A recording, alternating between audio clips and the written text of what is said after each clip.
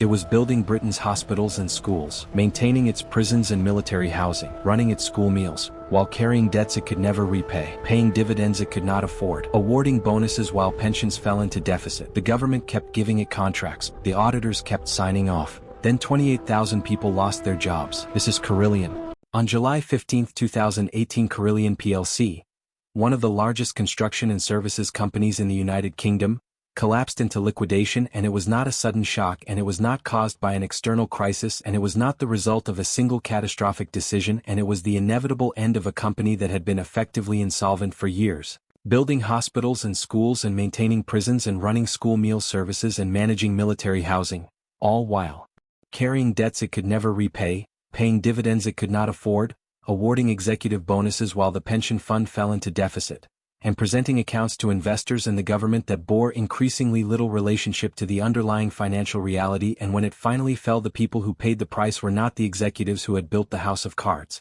They were the 28,000 employees who lost their jobs and the 30,000 workers in the supply chain who were owed money, and the pensioners who faced reduced retirement incomes, and the taxpayers who had to fund the emergency response. Carillion was created in 1999 when it was spun off from the construction and engineering group Tarmac, and it grew rapidly through the 2000s by winning large government contracts. The private finance initiative contracts that were fashionable in British public sector procurement at the time, long-term contracts to build and then manage public infrastructure for periods of up to 30 years. And Carillion became one of the most important government contractors in the United Kingdom, working on hospitals, schools, roads, prisons, defense facilities, and public services across the country. The business model had an inherent tension that Carillion never successfully resolved, and the construction of PFI projects required enormous upfront investment. Carillion often had to spend hundreds of millions building a facility before it could begin collecting the long-term service fees that would eventually generate the profit. And this created a chronic cash flow problem because the company was constantly spending more cash than it was collecting in the short term, even when the long-term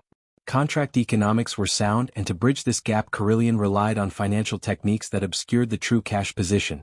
In particular, a practice called reverse factoring or supply chain financing, where Carillion persuaded its suppliers to accept delayed payment in exchange for access to finance. And this practice had the effect of keeping debts off Carillion's main balance sheet in a way that made the company appear more financially healthy than it was. The problems became acute when several large construction contracts ran into difficulties, and Carillion made a series of loss-making bids on major projects, including hospitals in Liverpool and the Midlands, and a major road contract in Aberdeen, and a rail project in Qatar, that generated losses far larger than originally projected. And these losses, combined with the chronic cash flow problem, began to make the company's financial position genuinely precarious by 2015 and 2016. But the accounts that Carillion presented to investors and to the government continued to show a picture of a company that was profitable and viable, and this disconnect between the reported position and the underlying reality became the central question in the parliamentary investigation that followed the collapse. The executive bonuses and dividends that Carillion paid in the years before its collapse attracted particular condemnation from the Parliamentary Joint Committee that investigated the failure, and the committee,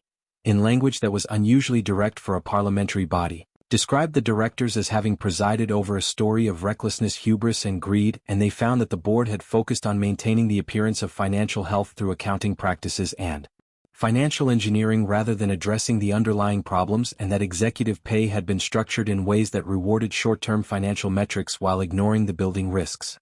The pension fund deficit was another dimension of the scandal, and Carillion's defined benefit pension scheme, which covered tens of thousands of current and former employees, had fallen into significant deficit, and the company had been making contributions designed to address this deficit, but at a rate that was wholly inadequate given the size of the problem, and the pensions regulator, which had the power to demand larger contributions, had not used that power aggressively enough. And when Carillion collapsed, the pension fund was taken on by the Pension Protection Fund, which provides reduced benefits, meaning that pensioners received less than they had been promised. The government's relationship with Carillion was a central theme of the parliamentary investigation, and the committee was highly critical of the government's decision to continue awarding contracts to Carillion in the months before its collapse, including contracts awarded after Carillion had issued profit warnings that should have raised serious questions about its financial viability. And the committee found that the government had been too slow to recognize the risk that Carillion's failure posed to public services, and had not done adequate due diligence on the financial health of one of its most important contractors. The auditors also came in for severe criticism, and KPMG had been Carillion's auditor for 19 years and had signed off on accounts that the parliamentary committee found had presented an unduly optimistic picture of the company's position, and the Financial Reporting Council opened an investigation into KPMG's audit of Carillion, and in 2023 KPMG was fined £14.4 million and severely reprimanded for its audit work, one of the largest fines ever imposed on an auditor in the United Kingdom. So what is the real lesson of Carillion? And the lesson is about the ecosystem that allowed the failure to happen for so long. Carillion was not brought down by a single bad decision or a single criminal act. It was sustained in a zombie state for years by a combination of factors. Auditors who signed off on optimistic accounts, investors who accepted those accounts without sufficient scrutiny, a government that continued awarding contracts without adequate financial due diligence, a regulator that did not force adequate pension contributions, and a board that chose financial engineering over financial reality, and all of these actors had legitimate roles in the system, roles specifically designed to prevent exactly the kind of failure that occurred. And all of them failed simultaneously, and the people who paid the price were the workers and the pensioners and the taxpayers and the small businesses in the supply chain who had no role in the failure at all. That is the capital case. Subscribe to the capital case because the next case is already waiting.